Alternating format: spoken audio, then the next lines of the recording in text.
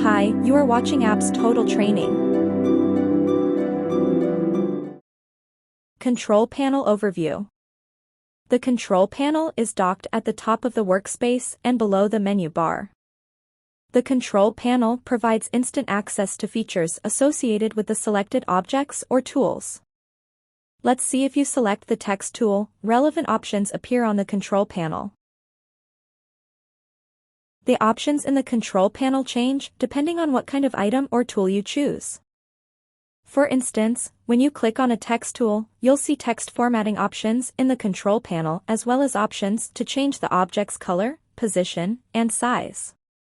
Let's see, I click on a selection tool.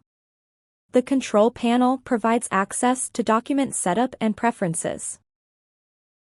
When you see a text option with a dotted underline on the Control Panel, you can click on it to access the related panel or dialog box. To access the Control Panel menu.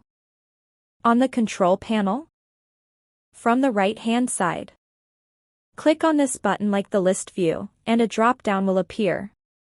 Then select the options as needed. How to dock the Control Panel at the bottom. Click on the Control Panel menu button and select the Dock to Bottom option.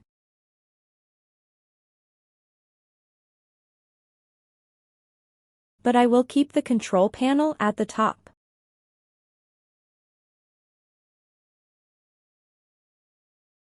How to keep the Control Panel floating.